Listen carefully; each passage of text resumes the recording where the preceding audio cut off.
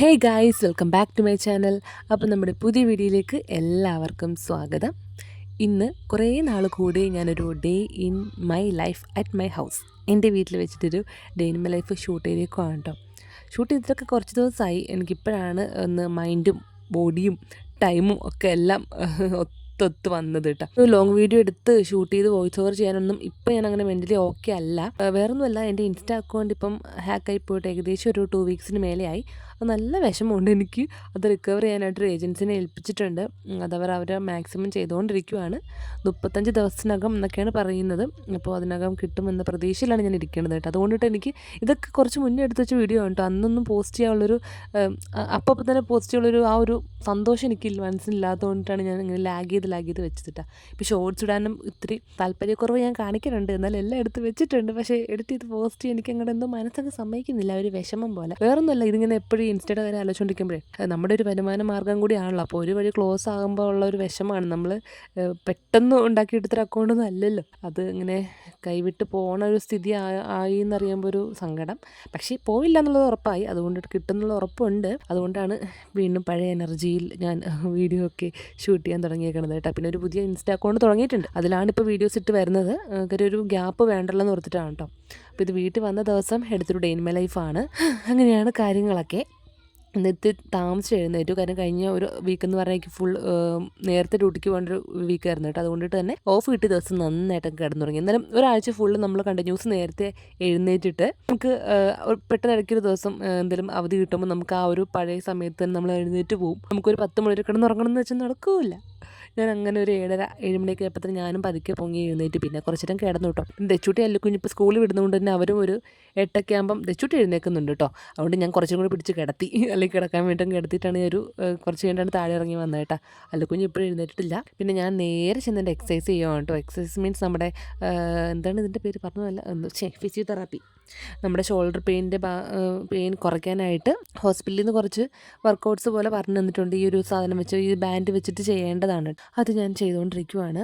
അപ്പം ഈ voice over കൊടുക്കുന്ന സമയത്ത് ആ ബാൻഡ് എൻ്റെ കയ്യിലില്ല. ഞാൻ വീട്ടിൽ വെച്ചിട്ട് മറന്നു പോകുന്നു. ഇനി അടുത്താഴ്ച പോകുമ്പോൾ എടുക്കണം. അപ്പോൾ ഡെയിലി 2 നേരം വെച്ചിട്ട് വൈകിട്ടും രാവിലെ ആയിട്ട് ചെയ്യാനുണ്ട് കേട്ടോ. പിന്നെ പെയിൻ കില്ലേഴ്സ് ഉണ്ടായിരുന്നു. അത് ആദ്യത്തെ 3 ദിവസം എങ്ങനെ കഴിക്കാനുണ്ടായിരുന്നുള്ളൂ, 2 നേരം വെച്ചിട്ട്. ഇപ്പോൾ പെയിൻ കില്ലേഴ്സൊന്നും ഇല്ല. അതുകൊണ്ട് തന്നെ ഷോൾഡറിൽ ചെറുതായിട്ട് വേദന എടുക്കുന്നുണ്ട് ഈ ഒരു സംഭവം ചെയ്യുമ്പോൾ കേട്ടോ. അതെല്ലാം ചെയ്ത് കഴിഞ്ഞിട്ട് കുറച്ച് കഴിയുമ്പോൾ ഒരു സമാധാനം തോന്നാറുണ്ട്. കാര്യം ഫുള്ളങ്ങ് ചെയ്ത് കഴിയുമ്പോൾ എന്താണ്, ഞാൻ പതുക്കണേലും വേദന കുറയില്ലെന്നോ. കഴിഞ്ഞ ദിവസം എനിക്ക് ഇൻസ്റ്റയിൽ ഒരു കുട്ടി മെസ്സേജ് അയച്ചു കേട്ടോ. ആ കുട്ടിയുടെ അമ്മയ്ക്കും സെയിം ഇതുപോലെ തന്നെ ഷോൾഡറിൻ്റെ അവിടെ ഫ്ലൂയിഡ് വന്നിട്ട് ഇങ്ങനെ പെയിനൊക്കെയാണ്. പിന്നെ ഏജ് ഉള്ള ആൾക്കാരാകുമ്പോൾ കുറച്ചും കൂടെ എല്ലാം റിക്കവർ ചെയ്തെടുക്കാൻ പാടാണല്ലോ. നമുക്കിപ്പം ഇപ്പോഴേ തന്നെ എന്തെങ്കിലുമൊക്കെ കണ്ടു തുടങ്ങിക്കഴിഞ്ഞാൽ നമുക്ക് ഇപ്പോഴേ തന്നെ എക്സസൈസ് ഒക്കെ ചെയ്ത് നമുക്ക് മാറ്റിയെടുക്കാൻ പറ്റുന്നതാണെങ്കിൽ അത് അത്രയും നല്ലത്. അപ്പോൾ പിന്നെ ഉണ്ടല്ലോ, ഞാൻ ഇപ്പം 30s ഒക്കെ കഴിഞ്ഞ സമയത്താണ് ഞാൻ കുറച്ച് 30s അല്ല, ഇപ്പോൾ 33 ആയ സമയത്ത് തന്നെയാണ് ഞാൻ ഇനിയിപ്പോൾ കുറച്ചും കൂടെ എൻ്റെ ഹെൽത്ത് കാര്യങ്ങളൊക്കെ ഒന്ന് ശ്രദ്ധിക്കണം എന്നൊരു ചിന്ത വന്നു കേട്ടോ. അങ്ങനെ വെറുതെ ഇൻസ്റ്റാഗ്രാമിൽ ഇപ്പോൾ നമുക്കറിയാലോ, എന്തെങ്കിലും ഒരു പോസ്റ്റ് കണ്ടു കഴിഞ്ഞാൽ തന്നെ പിന്നെ അതുകൂട്ട് റിലേറ്റഡ് ആയിട്ടുള്ള മാത്രമേ വരത്തുള്ളൂ. അപ്പോൾ ഞാൻ ഓർത്തു ശരിയാണ്, നമുക്കൊരു 50s അല്ലെങ്കിൽ ഒരു 55, 60 ആ ടൈമിലൊക്കെ ആണെങ്കിലും ആരുടെയും സഹായം ഇല്ലാണ്ട് നമുക്ക് നമ്മുടെ കാര്യങ്ങളൊക്കെ സ്വയം ചെയ്യാൻ പറ്റുന്നൊരു ഹെൽത്ത് നമുക്ക് അപ്പം ഉണ്ടാവണമെങ്കിൽ നമ്മൾ ഇപ്പോഴേ വിചാരിക്കണം. ഇതിന് വേറെ വലിയ കാര്യമായിട്ട് ഒത്തിരി കഷ്ടപ്പെട്ടൊന്നും ചെയ്യേണ്ട ആവശ്യമില്ല കേട്ടോ. നമ്മൾ ഡെയിലി നമ്മുടെ റൊട്ടീനിൽ വർക്കൗട്ട് എക്സസൈസ് ഒന്നും ഉൾപ്പെടുത്തിയാൽ മതി. അത് 1/2 മണിക്കൂറോ 20 മിനിറ്റോ ഒക്കെ നമ്മൾ ചെയ്താൽ മതി. അറ്റ്ലീസ്റ്റ് നടക്കുമെങ്കിലും ചെയ്താൽ തന്നെ അത് നമുക്ക് ഫ്യൂച്ചറിലേക്കൊരു മുതൽക്കൂട്ടാണ് കേട്ടോ. ഞാനിപ്പോൾ അതുകൂട്ട് റിലേറ്റഡ് ആയ ടോപ്പിക്സൊക്കെയാണ് ഇപ്പം വീഡിയോസൊക്കെയാണ് കാണുന്നത്. എന്തൊക്കെയാണ് നമുക്ക് ഹെൽത്തിൽ ഇമ്പ്രൂവ് ചെയ്യാൻ പറ്റുക, ഫുഡിൽ ഇമ്പ്രൂവ് ചെയ്യേണ്ടതൊക്കെ. പിന്നെ ഫുഡിൽ ഇമ്പ്രൂവ് ചെയ്യുമ്പോൾ നമുക്ക് അത്യാവശ്യം കുറച്ച് എമൗണ്ടൊക്കെ നമുക്ക് പൈസ ഇറങ്ങും. കാരണം ഈ പറഞ്ഞ ഫ്രൂട്ട്സ് കാര്യങ്ങളൊക്കെ വാങ്ങിച്ച് നമുക്ക് ഡയറ്റ് കറക്റ്റ് ആക്കണമെങ്കിൽ അത്യാവശ്യം പൈസ ഇറങ്ങില്ല. എന്നാലും കുറച്ച് പൈസ ഇറങ്ങിയാലും കുഴപ്പമില്ല. നമ്മുടെ ഹെൽത്ത് എപ്പോഴും നന്നായിട്ടിരിക്കണം തന്നെയാണ് എൻ്റെ ആഗ്രഹം. കാര്യം ഇപ്പോൾ കണ്ടിന്യൂസ് ഇങ്ങനെ ഇമ്മ്യൂണിറ്റി കുറവുണ്ട് നന്നായിട്ട്. ഞങ്ങൾക്ക് എല്ലാവർക്കും ഉണ്ടെന്ന് തോന്നണേ. അപ്പോൾ കണ്ടിന്യൂസ് ഇങ്ങനെ എന്തെങ്കിലുമൊക്കെ ഇഷ്യൂസ് വരുമ്പോൾ ഞാൻ ഓർക്കും നമ്മൾ കഴിക്കുന്ന ഫുഡിൻ്റേതായിരിക്കാം, അല്ലെങ്കിൽ ഇമ്മ്യൂണിറ്റി കുറവിൻ്റേതായിരിക്കാം. അതൊക്കെ കൊണ്ടായിരിക്കും എപ്പോഴും മാറി. പിന്നെ ഞാൻ നിൽക്കുന്ന ഫീൽഡ് ലാബിലാണെങ്കിൽ നമുക്ക് നല്ല എക്സ്പോഷറാണ് ഇപ്പം ഇൻഫെക്ഷനൊക്കെ കിട്ടാനായിട്ട്. അതൊരു റീസണാണ്. നമുക്ക് പിന്നെ എങ്ങനെ പൊത്തിപ്പിടിച്ച് കിടന്നാലും നമുക്ക് എന്തെങ്കിലുമൊക്കെ കിട്ടേണ്ടത് കിട്ടും. പക്ഷെ എന്നാലും നമുക്ക് അത്യാവശ്യം ആരോഗ്യം ഉണ്ടെങ്കിൽ നമുക്ക് അതിൽ നിന്നൊക്കെ ഒന്ന് പിടിച്ച് നിൽക്കാമല്ലോ എന്ന് ഓർത്തിട്ടാണ് ഞാൻ ഹെൽത്തിന് കുറച്ച് ഇമ്പോർട്ടൻസ് കൊടുക്കണം എന്ന് വിചാരിച്ചേക്കുവാണ്.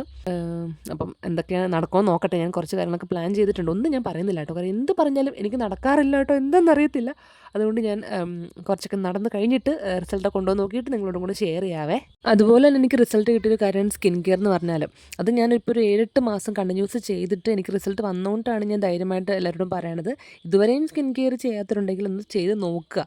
നമുക്കപ്പോൾ നമ്മുടെ ഫേസിൽ ആ ഒരു മാറ്റം വരുമ്പോൾ തന്നെ നമുക്ക് ഭയങ്കര ഒരു കോൺഫിഡൻസ് കൂടും കേട്ടോ. അയ്യോ, എനിക്ക് ഫേസിൽ വ്യത്യാസം ഉണ്ടല്ലോ എന്ന് എനിക്ക് തന്നെ തോന്നുമ്പോൾ നമുക്ക് ആ ഒരു സന്തോഷം ഉണ്ടല്ലോ. ആ മാറ്റം എന്ന് പറയുന്നത് ഭയങ്കരമായിട്ട് വെളുക്കും അങ്ങനെയൊന്നും അല്ല കേട്ടോ. നമുക്ക് നമ്മുടെ സ്കിൻ ടോൺ അല്ലെങ്കിൽ സ്കിന്നിനെ ആ ഒരു ടെക്സ്ചർ അറിയാം ഇങ്ങനെ ആണെന്നുള്ളത്. അതിൽ കുറച്ച് നമുക്ക് മാറ്റം നന്നായിട്ട് പിടിക്കുമ്പോഴാണെങ്കിൽ ഒരു സോഫ്റ്റ്നെസ് നമുക്ക് ഫീൽ ചെയ്യും. അത് നമുക്ക് കറക്റ്റായിട്ട് അറിയും കേട്ടോ. പിന്നെ കുറച്ചൊന്ന് ബ്രൈറ്റ് ആകും. അത് നമ്മൾ വേറെ ഒന്നും ആഡ് ചെയ്യുന്നില്ല. കൃത്യമായിട്ട് പുറത്തിറങ്ങുന്നതിന് മുന്നായിട്ട് സൺസ്ക്രീൻ കാര്യങ്ങളൊക്കെ കറക്റ്റ് ഇട്ട് പോയി കഴിഞ്ഞാൽ നമുക്ക് ഉള്ളതിനേക്കാളും കുറച്ചും കൂടെ ബ്രൈറ്റ് ആയിട്ട് നമുക്ക് ഫീൽ ചെയ്യും.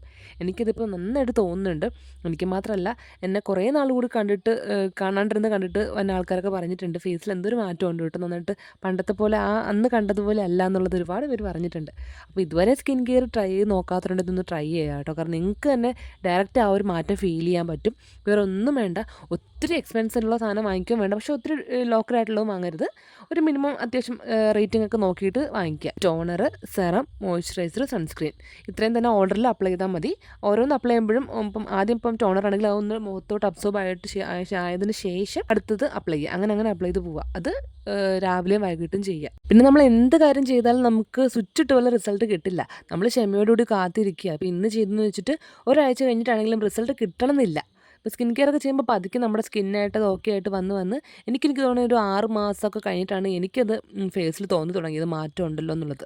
പിന്നെ വേറൊരാൾ വന്ന് കണ്ടിട്ട് എന്നോട് പറയണത് ഒരു 7 മാസമൊക്കെ ആയപ്പോഴാണ് പറയണത് ഫേസിൽ മാറ്റം ഉണ്ടെന്ന്. അപ്പോൾ അത്രയും ഒരു സമയമൊക്കെ നമുക്ക് അത് ഡെയിലി നമ്മളത് ചെയ്തും പോകണം. അത്രയും നമ്മൾ കാത്തിരിക്കാനുള്ള ക്ഷമയും കാണിക്കണം.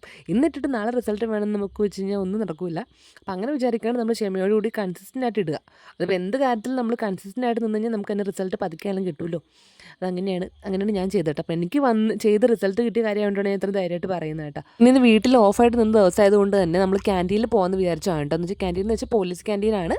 നമ്മൾ മറ്റേ സൂപ്പർ മാർക്കറ്റ് പോലെ തന്നെ പോലീസുകാർക്കുള്ള അവരുടെ ഫാമിലി മെമ്പേഴ്സിന് സാധനങ്ങളൊക്കെ പർച്ചേസ് ചെയ്യാനുള്ളൊരു സ്ഥലമാണ് കേട്ടോ. അപ്പോൾ പപ്പ പെൻഷൻ ആയതാണെങ്കിലും നമുക്കവിടെ വരാം. പെൻഷൻ ആണെങ്കിലും പോലീസ് അല്ലാണ്ട് ആവത്തില്ലല്ലോ.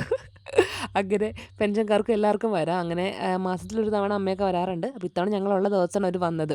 അങ്ങനെ വന്ന പാടെ കുറേ സാധനങ്ങളൊക്കെ വാങ്ങിച്ചു. പിന്നെ കുറേയൊന്നും ഇല്ലായിരുന്നു കേട്ടോ. എല്ലാം സ്റ്റോക്ക് നിറയ്ക്കുന്നേ ഉണ്ടായിരുന്നുള്ളൂ. അങ്ങനെ ദച്ചുടിക്ക് അല്ലുക്കുഞ്ഞിനൊരു 2 ചെരുപ്പുകളൊക്കെ വാങ്ങിച്ച് വീട്ടിലിടാനായിട്ട്. പിന്നെ എനിക്കാണെങ്കിൽ അത് വരണ്ടെന്നാണ് ആദ്യം മനസ്സിൽ. കാരണം എനിക്ക് ആ ഒരു കൈവേദനയൊക്കെ ഉള്ളതുകൊണ്ട് ഞാൻ പിന്നെ റെസ്റ്റ് എടുക്കാൻ ഓർത്തിരുന്നതാണ്. പിന്നെ ഓർത്ത് എന്തെങ്കിലും പോയേക്കാം, എന്തായാലും ലോങ് വീഡിയോ ഷൂട്ട് ചെയ്യുന്നുണ്ട്. അപ്പോൾ അവിടെ പോയിട്ടും കുറച്ച് സീൻസൊക്കെ എടുക്കാമെന്ന് ഓർത്തിട്ടാണ് ഞാൻ പിന്നെ പോകുന്നത്. എൻ്റെ ഓർമ്മയിൽ നമ്മൾ ബൾക്കായിട്ട് സാധനങ്ങൾ വാങ്ങിച്ചിട്ടുള്ളത് ഇവിടെ നിന്ന് തന്നെയാണ് കേട്ടോ. പോലീസ് ക്യാൻറ്റീനിൽ വരുന്നതിന് മുന്നേ ആയിട്ട് നമ്മൾ തൃപ്പൂണിത്തുറ തന്നെ മാർജിൻ ഫ്രീ എന്ന് പറഞ്ഞിട്ടൊരു സൂപ്പർ മാർക്കറ്റ് ഉണ്ട്. അതൊക്കെ എനിക്ക് ഭയങ്കര ഓർമ്മയുണ്ട്. അവിടെ പോയിട്ട് എല്ലാ മാസവും ഞങ്ങൾ പോലീസ് ക്വാർട്ടേഴ്സിൽ നിന്ന സമയത്ത് നമ്മൾ അവിടെ പോയിട്ടാണ് എല്ലാം വാങ്ങിച്ചുകൊണ്ടിരുന്നത്. അങ്ങനെ സാധനങ്ങളൊക്കെ പാക്ക് ചെയ്ത് നമ്മൾ നേരത്തെ അല്ലുക്കുഞ്ഞും ദച്ചുടിക്കും പിസയും മറ്റേ ഫ്രൈഡ് ചിക്കനൊക്കെ വേണമെന്ന് പറഞ്ഞു കേട്ടോ. അങ്ങനെ പിസ കിട്ടിയില്ല. അങ്ങനെ ചിക്കനൊക്കെ കഴിച്ചു. പിന്നെ വരുന്ന വഴിക്ക് അമ്മയുടെ സ്കൂട്ടി ആണെങ്കിൽ വർക്ക്ഷോപ്പിലായിരുന്നു കേട്ടോ. അപ്പോൾ അത് എടുക്കാനും കൂടെ ഉണ്ട്. അപ്പോൾ അമ്മ അവിടെ ഇറങ്ങി പുതിയാവിൽ ഇറങ്ങിയിട്ട് ഇത് സ്കൂട്ടി എടുത്തിട്ട് അമ്മ ഫ്രണ്ടിൽ പോരുവാണ് കേട്ടോ. ആ ഒരു പച്ച ചുരിദാർ ഇട്ടോ കേട്ടോ അമ്മ ഫ്രണ്ടിൽ പോകുന്നുണ്ട്. അതെന്തൊക്കെയോ പഞ്ചറൊക്കെ ആയി കിടക്കുമായിരുന്നു. അതൊക്കെ ഒന്ന് റെഡിയാക്കിയിട്ട് നമ്മൾ 3-4 പുറകിൽ വണ്ടിയിലുണ്ട് കേട്ടോ. അമ്മയുടെ ഫ്രണ്ടിൽ പോവാണ്. എനിക്ക് ഇന്ന് ഡാൻസ് ക്ലാസ്സും കൂടി ഉണ്ട് കേട്ടോ. അപ്പം ഇന്നിപ്പോൾ ഏട്ട ഇവിടെ ഇല്ല. ഏട്ട എന്തോ ട്രിപ്പിനെന്തോ പോയിക്കെന്ന് തോന്നുന്നു. അങ്ങനെ പപ്പ എന്നെ വൈകിട്ട് ഒരു 4:30 കൂടി ഡാൻസ് ക്ലാസ്സിൽ ആക്കുവാണ്. ഡാൻസ് ക്ലാസ്സിലല്ല, ബസ് കയറാൻ ആക്കുവാണ്. ഇവിടെ നിന്ന് ബസ് കയറി ഞാൻ ഏറ്റുമാനൂർ പോകണം. ഞങ്ങളിപ്പം കാഞ്ഞിരമറ്റാണല്ലോ. ഇവിടെ നിന്ന് ഏറ്റുമാനൂർ പോകണം. ഒരു മണിക്കൂർ അടുത്ത് ദൂരമുണ്ട്. പിന്നെ ബസ് ടൈമൊന്നും എനിക്ക് അറിയത്തില്ല. അതുകൊണ്ട് കുറച്ച് നേരത്തെ തന്നെ കൊണ്ടാക്കി. അങ്ങനെ കൃത്യം 6 മണിയായപ്പോൾ എത്തി കേട്ടോ. 6 to 7 വരെയാണ് ഡാൻസ് ക്ലാസ്. വീക്കെൻഡ്സിലാണ്, സാറ്റർഡേ സൺഡേ. ഇനിയിപ്പോൾ ഡാൻസ് കഴിഞ്ഞാൽ ഞാൻ ബസ് കയറി തന്നെ വീട്ടിൽ പോകണമല്ലോ. കാര്യം വേട്ടേ വന്നിട്ടില്ല. അപ്പോൾ ബസ് കയറിയിട്ട് ഇപ്പോൾ ഏറ്റുമാനൂർ അമ്പലത്തിന് ഓപ്പോസിറ്റാണ് ബസ് സ്റ്റോപ്പ്. അപ്പോൾ അവിടെ ഇവിടുത്തെ ഒരു ഫ്രണ്ടിനെ കൊണ്ടാക്കും. അങ്ങനെ അവിടെ നിന്ന് ഞാൻ ബസ് കയറി KSRTC ചെയ്യുന്നുണ്ട്. കുറച്ചൊരു വെയിറ്റ് ചെയ്തിട്ടാണ് ബസ് കിട്ടിയത്. ഒരു ഫുൾ തിരക്കും നിൽക്കാൻ തന്നെ സ്ഥലമില്ലായിരുന്നു. അങ്ങനെ പിടിച്ച് തൊങ്ങി നിന്ന് വീഡിയോ ഒന്നും അധികം എടുത്തില്ല കേട്ടോ. വീട്ടിൽ വന്നപ്പോഴേക്കും 8-8:15 അങ്ങനെ നേരെ പുതിയ ഫ്രഷായി പിന്നെ കിടക്കാൻ പോവാണ് കേട്ടോ. രണ്ടുപേരും ഉറക്കിയിട്ടുണ്ട്. ഫുഡൊക്കെ കഴിച്ച് ഞങ്ങൾ കിടക്കുവാണ്. അപ്പോൾ അത്രയേ ഉള്ളൂ ഇന്നത്തെ ഒരു ഡേ ഇൻ മൈ ലൈഫ്. അങ്ങനെ നമ്മുടെ വീട്ടിൽ വന്നിട്ടുള്ളൊരു ഡേ ഇൻ മൈ ലൈഫ് അങ്ങനെ തീർന്നു കേട്ടോ. ഞാൻ ശരിക്കും ഉറങ്ങിപ്പോയിട്ട് ഇടയ്ക്കൊന്ന് എഴുന്നേച്ചിട്ട് നോക്കിയപ്പോൾ സമയം 6 മണി 1 മണി. ആ 1 മണിയാണിപ്പം. അപ്പോൾ ഇപ്പം നിങ്ങൾക്ക് അയ്യോ വീഡിയോ അങ്ങ് അവസാനിപ്പിച്ചില്ലായിരുന്നല്ലോ, സ്വന്തം പറഞ്ഞ് എൻ്റെ ഇതിലല്ലോ എന്ന് ഓർത്ത് അങ്ങനെ അത് പറയാമെന്ന് വിചാരിച്ചതാണ്. നമ്മുടെ ഇവിടെ ഏട്ടയില്ലാണ്ട് ഞാൻ വീഡിയോ പറഞ്ഞിരുന്നില്ല. അപ്പോൾ ഏട്ടയി ഇവിടെ മലപ്പുറത്തൊരു വർക്കിൻ്റെ കാര്യത്തിൽ പോയേക്കുമായിരുന്നു. തിരിച്ചിന്ന് വന്നു. നാളെ നമ്മൾ കൂട്ടാനായിട്ട് വരും. അപ്പോൾ എൻ്റെ വീട്ടിൽ വെച്ചിട്ടുള്ള ഡേയിലെ ഫിഗറുകൾ നിങ്ങൾക്ക് ഈ വീഡിയോ ഇഷ്ടപ്പെട്ടെന്ന് വിചാരിക്കുന്നു. ഇഷ്ടപ്പെട്ട് കഴിഞ്ഞാൽ ലൈക്ക് ചെയ്യുക, ഷെയർ ചെയ്യുക. നമ്മുടെ ചാനൽ ആദ്യമായിട്ട് കാണുന്നുണ്ടെങ്കിൽ സബ്സ്ക്രൈബ് കൂടെ ചെയ്തേക്കുക. അപ്പം നമുക്ക് വീണ്ടും അടുത്ത ദിവസം പുതിയൊരു വീഡിയോ കാണാം. ബൈ.